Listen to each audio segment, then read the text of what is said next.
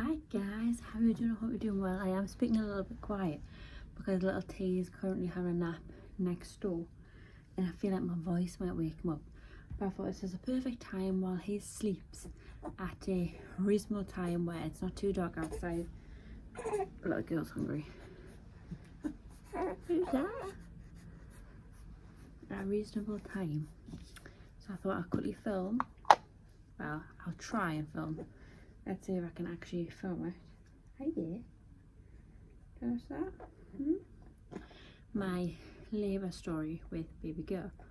Because as you all know, we were meant to go for a C-section, and if you watch this video, you will find out exactly what happened with baby girl. But yeah, I was planning to go for a C-section because obviously I had a C-section with me first, so we had a planned C-section with her booked in. So yeah, let's just say it didn't all go as planned, but for the better. So if you like this video, please like, comment and subscribe, and let's get into it. Don't play with it, don't be dishonest. Still not understand. The camera has moved. I repeat, the camera has moved.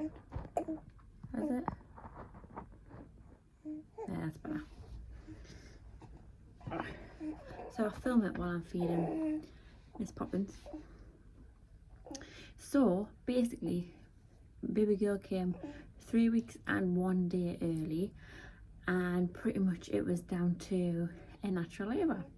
So my waters broke at 3 o'clock in the morning, and basically Tony was coming to bed. Little T was in my bed because he was poorly, so I was keeping an eye on his temperature. So obviously I woke up. Oh, the camera is moving. Does it stop moving? No, it's going to fall. Goodbye. There we go. Is it still moving? No, is it just my eyes? So basically, obviously Tony came to bed. I woke up, little T woke up. So I went to get up to check his temperature since he was awake. Because I panicked when, what is going on? He doesn't want to stay still. There we go.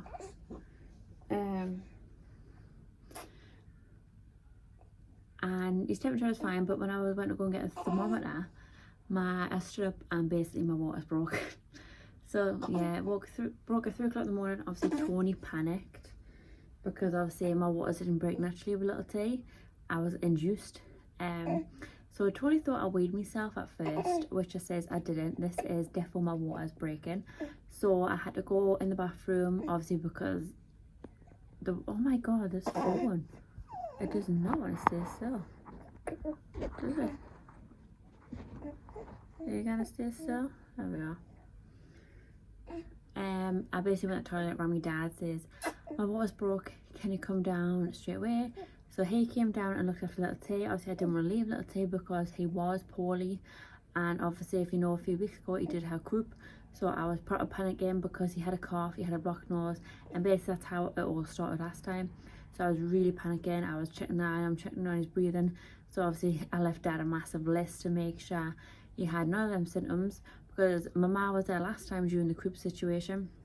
However, she was at work on a night shift, so she was trying to get off shift, but she can't really leave her client because obviously she looks after people that needs help.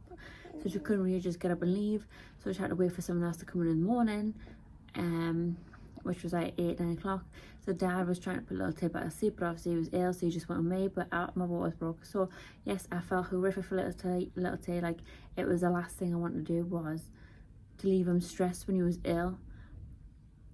But baby girl had different plans. So anyways, we got to hospital around about 4 o'clock because obviously Tony rang the hospital and says my waters broke and I was meant to be going in for a planned C-section. So they basically told me to come in, but don't rush. So basically we went in at 4 because I wasn't having contractions or nothing. It was literally just my waters breaking.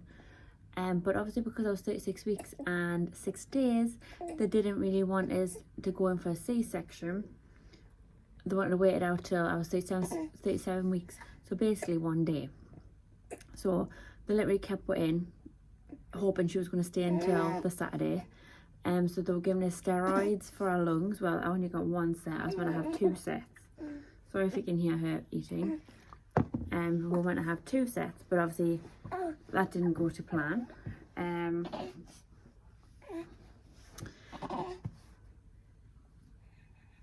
So basically they checked when we went in, they checked to make sure it was broken, it was.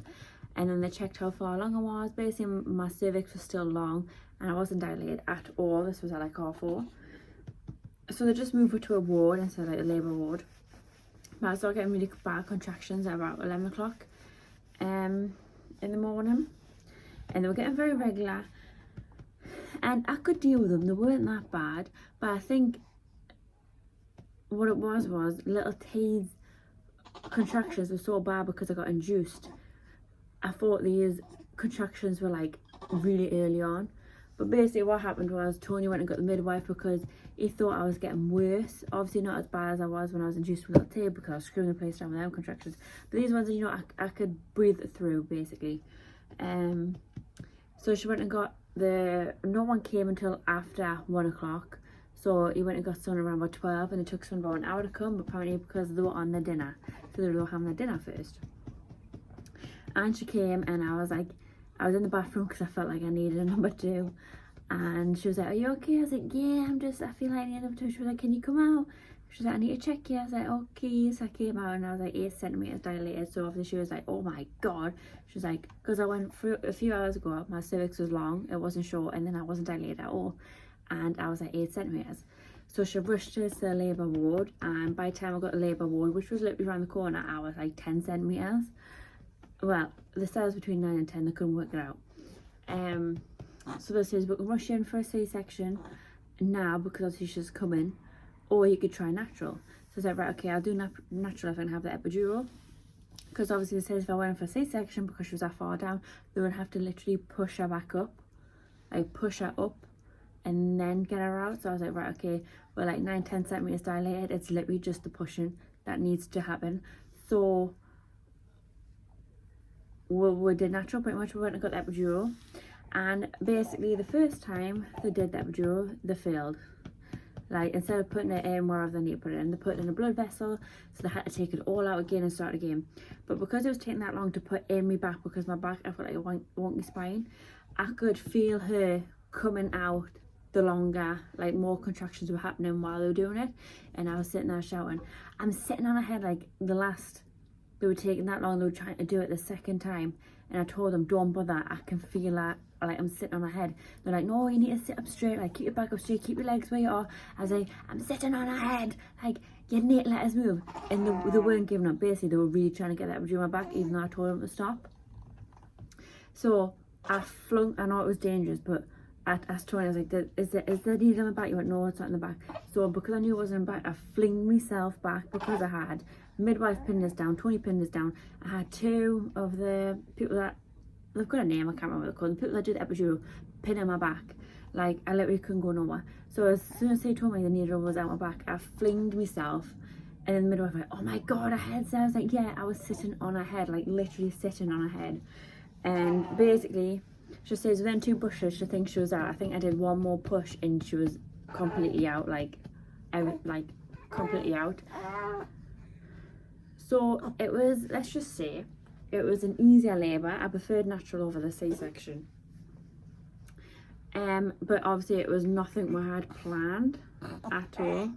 Oh my God, you've got my hair everywhere. It wasn't, we had none of that planned, let's just say that. She's having a number 2. She pulls his face. I know, it's okay. You're alright. So yeah, that was my labour story, and literally it was like the fastest delivery ever compared to little T. Like, if you heard my delivery with little T, like we were in for 4 days. We got induced, we were on the hormone drip. My body was hypotensing on the hormone drip. So then they had to put that on the lowest possible. So it meant I dilated. My dilation was taking longer. And then they said I was ready to push. I pushed for 2 hours. I don't feel like I was ready to push it. I didn't feel like any of the pressure at all. So I think they told us to push at the wrong time. So then they rushed us to the theatre because they were trying to turn him around and use forceps. that didn't work, and then obviously they handed in a C-section, and then obviously it was a recovery room, and then you had to stay overnight as well with the baby. So literally his labour was like 4 days worth, and hers was literally in and out. Like, natural is the way forward. She did come early. I'm not quite sure why. I did have low iron and all that, but I got iron tablets, and they ran out around about 36 weeks. So I got given them at 28 weeks, and I only got like a month's supply. Not even that. Yeah, I think it. Oh, you've got a strong head. You've flung yourself there. I only got like a month's supply, and no one checked my blood after the tablets to make sure my iron was up. So I don't know if it's because I had low iron, that's why she came early, because I know that causes, are you hot? I know that causes premature labour. So I don't know if it's because of that, or if it's generally because she was ready to come out, because she was £6.15 baby, so she wasn't that small for being 3 weeks and 1 day early, because little T was 7'3", so she was literally only a couple off little T, and little T was, oh, you had wind, and little T was literally like full term. And then normally see the boys are always bigger than the girls, but I feel like if I went full term with her she would have been bigger. But then also all my scans, they always said, what the matter? Oh, they've always said she was measuring small, so clearly they got that wrong.